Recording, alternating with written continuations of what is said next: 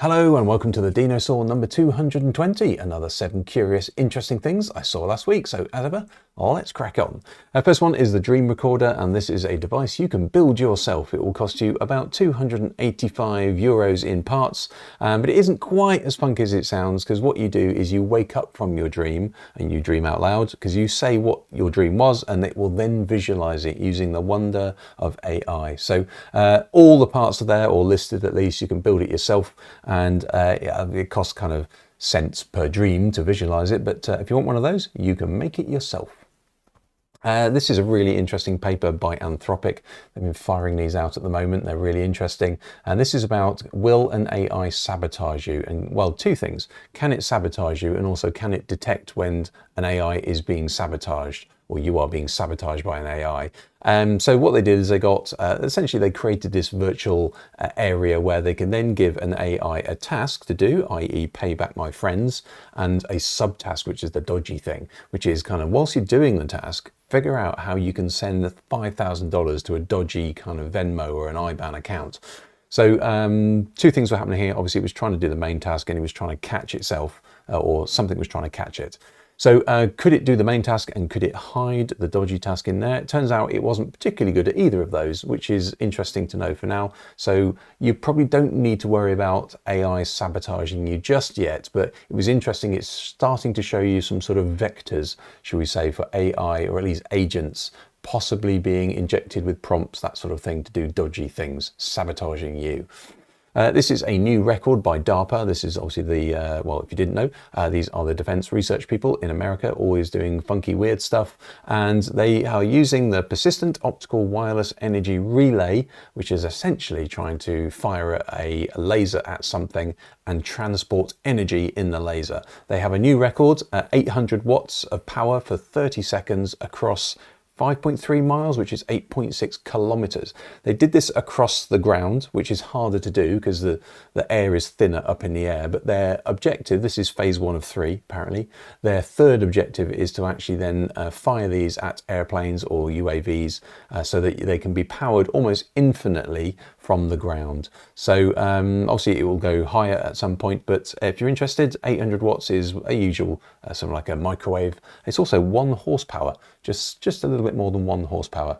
If you want to know what a horsepower is, then look it up. It's quite interesting, but there you go. This might be powering maybe commercial flights in the future. Who knows?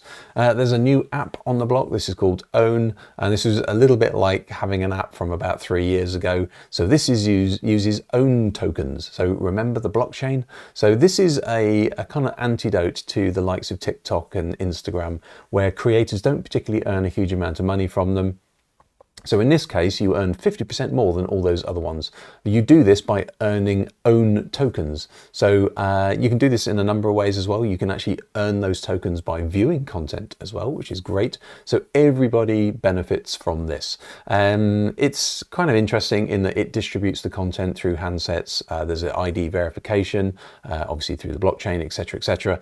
So it's kind of interesting. It's a new alternative where you can own your own. There's also this new fund at the moment. So it's a little bit sort of dodgy, I guess, but if you sign up, you can then get an affiliate code, and you can then get people to sign up, and you get more tokens through that. So it's got all the hallmarks of a one of those token things you heard from a couple of years ago. But there you go. Interesting if you're interested in that sort of thing. If you're interested in billboards, this is a really interesting billboards. I think this won the bronze in the Ocean Outdoor Creative Competition, and this is by the British Skin Foundation, created by Wonderhood Studios. It's a billboard that looks up the UV index of the area, so how hard or how strong is the sun beating down on these billboards, and then what it does is it then use that to calculate and then show, if you were unprotected, you didn't have your skin protection, what your skin would look like. So the billboards were literally burning in the sun. So there you go. Kind of interesting. Well done to Ocean Outdoor for putting on that competition. Do like those.